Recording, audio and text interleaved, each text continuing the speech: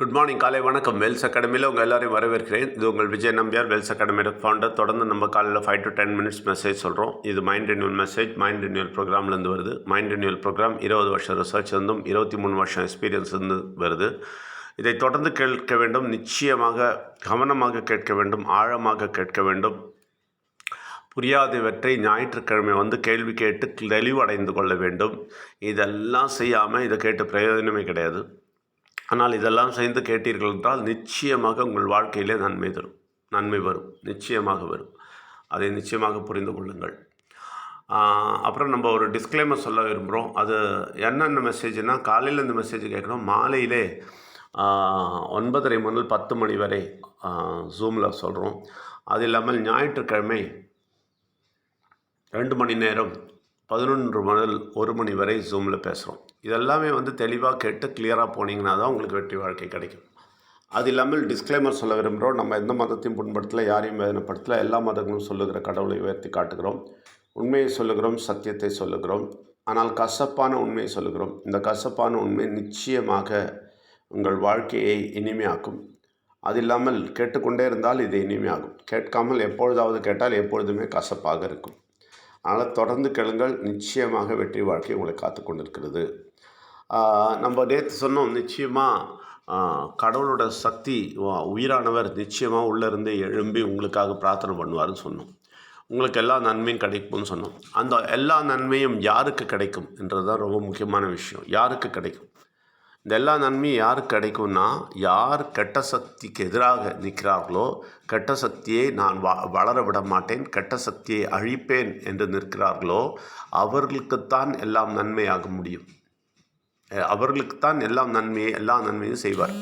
கடவுள் அன்பானவர், ஒத்துக்கிறார். நிச்சயமாக அன்பு இருக்குது. கடவுளுக்கு எல்லா மனிதர்கள் மேலேயும் அன்பு இருக்குது. அதனால்தான் தண்ணீர் இருக்குது, ஆக்சிஜன் இருக்குது, எல்லாருக்கும் அன்பாக கொடுக்குறாரு, பொதுவாக கொடுக்குறாரு. அது கடவுள் அன்பில் கிடைக்கிறது.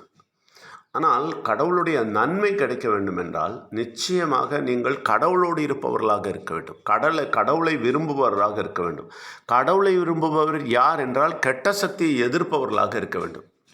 நான் எல்லா சடங்கு சம்பிரதாயம் பண்ணுவேன், கடவுளுக்கு எதிரான எல்லா விஷயமும் பண்ணுவேன் அப்படின்னு சொல்லிட்டு கடவுள் நன்மையை எதிர்பார்க்க முடியாது. அது உண்மை. கடவுளுடைய நன்மை கிடைக்கணும்னா நிச்சயமாக கடவுளோடு இருக்க வேண்டும். நிச்சயமாக கெட்ட சக்திக்கும், இந்த மோசமான கெட்ட சக்திக்கு எதிராக நிற்க வேண்டும். நிச்சயமாக அவனை என் வாழ்க்கையில் வளர விடமாட்டேன் என்று தீர்மானம் செய்தவர்களாக இருக்க வேண்டும். அழித்து நொறுக்குபவர்களாக இருக்க வேண்டும். அப்படிப்பட்டவர்களாக இருந்தால் நிச்சயமாக கடவுள் அவர்களோடு வேலை செய்வார். அவர்களுக்கு எல்லா நன்மையும் செய்வார். எல்லாமே நன்மையாக அமையும். நிச்சயமாக பெரிய பலமாக அமையும். இது உண்மை. அதான் ரொம்ப முக்கியம். பாருங்கள், உங்களுக்குள்ளே கடவுள் எழும்பி உங்களுக்காக பிரார்த்தனை பண்ணோம், உயிரானவர் பிரார்த்தனை பண்ணோம், எல்லாமே நடக்கணும்னு நமக்கு ஆசை இருக்குது. நமக்கு எல்லாம் ஆசை இருக்குது, எல்லாம் கடவுள் எல்லாம் செய்யணும் அப்படின்னு ஆசை இருக்குது. ஆனால் கடவுள் கூட நிற்காமல், கடவுளை அன்பு செலுத்தாமல், கடவுளோடு அன்பு செலுத்தாமல், கடவுளுக்கு விருப்பமான கெட்ட சக்தியை அழிக்கிற அந்த வேலையை செய்யாமல், கெட்ட சக்தியோடு சேர்ந்து இருந்து கொண்டு கடவுள் எனக்கு நன்மை செய்வார்ன்றவங்களை பார்த்தா எனக்கு சிரிப்பு தான் வருது. அதை எப்படி செய்வார்? நீங்கள் கெட்ட சக்தி கூட தான் இருப்பேன், அவன் பேச்சு தான் கேட்பேன், அவன் கூட தான் நடப்பேன், அவன் சொல்கிறதெல்லாம் செய்வேன், என்ன வேணால் பார்ப்பேன், என்ன வேணால் செய்வேன், நான் என் இஷ்டத்துக்கு நடப்பேன் அப்படின்னு சொல்லிவிட்டு அப்புறம் கடவுள் நன்மை செய்யணும்னு சொல்லிட்டா எப்படி செய்வார்? செய்ய மாட்டார். அவர் யாருக்கெல்லாம் நன்மையாக செய்வார்?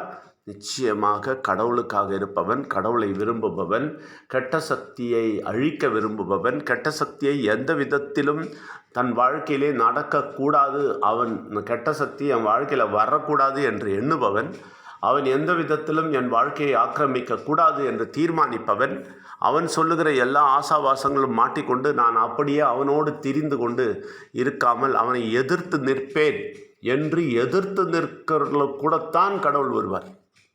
இந்த தவறான அபிப்பிராயம் உலகத்தில் பரவி இருக்குது. கடவுள் எப்போ இருக்கிறார்? சாமி கும்பலாம், எல்லாரும் போகலாம், சாமி கும்பலாம். அப்புறம் என்ன ஆச்சுன்னா, என்ன கடவுள் எப்படி ஆச்சுன்றது? ஏன் இப்படி ஆச்சு அப்படின்னு சொன்னால், நீங்கள் கடவுளோட இல்லை, நீங்கள் கடவுளின் அன்பில் இல்லை, கடவுளின் கூட்டத்தில் இல்லை, கடவுளோடு சேர்ந்து கெட்ட சக்தியை அழிப்பேன் என்ற எண்ணத்தில் இல்லை.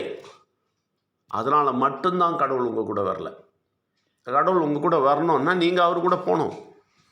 நான் அவர் கூட போக மாட்டேன், அவர் என் கூட வரணுன்னா எப்படி நடக்கும்? நிச்சயமாக நடக்காது. அதனால்தான் ஆக்சுவலி நீங்கள் தான் பொறுப்பு. கடவுள் உங்களுக்கு நன்மை செய்கிறாரோ இல்லையோ எல்லாமே நீங்கள் தான் பொறுப்பு. கடவுள் பொறுப்பு கிடையாது. கடவுள் ரெடியாக இருக்கிறார். கடவுள் எல்லாருக்கும் நன்மை செய்ய ரெடியாக. யாருக்கு? எல்லாருக்கும். கெட்ட சக்தியை எதிர்த்து நிற்கிறவர்கள் எல்லோரிடமும் கடவுளுடைய சக்தி தானாக வந்து பெரிய விதத்திலே உயிரானவர் செயல்பட்டு பெரிய பெரிய அதிசயங்கள் உங்கள் வாழ்க்கையில் செய்கிறதுக்கு கடவுள் தயாராக இருக்கிறார். நீங்கள் தயாரான்றது தான் கேள்வி. நீங்கள் தயாராகிட்டிங்கன்னா கடவுளோட நன்மை கிடைக்கும். சிம்பிள்.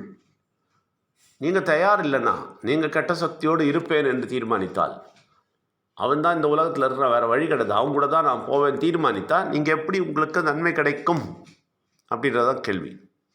அதனால் நிச்சயமாக கடவுளோடு இருங்கள். அப்பொழுது கடவுள் உங்களுக்காக இருப்பார். உயிரானவர் உங்களுக்காக பிரார்த்தனை பண்ணுவார். எல்லா நன்மையும் வாங்கி கொடுப்பார். உங்களுக்கு எப்பொழுதுமே நன்மை கிடைக்கும். ஆனால் கண்டிஷன் என்ன? நீங்கள் கடவுளோடு இருக்க வேண்டும். கெட்ட சக்திக்கு எதிராக இருக்க வேண்டும். கெட்ட சக்தியை அழிப்பேன் என்று தீர்மானிக்க வேண்டும். அப்படி இருக்கிறவங்களுக்கு மட்டும்தான் நன்மை கிடைக்கும். அதனால் உங்கள் எல்லாரையும் வரவேற்கிறோம். நன்றி, வணக்கம்.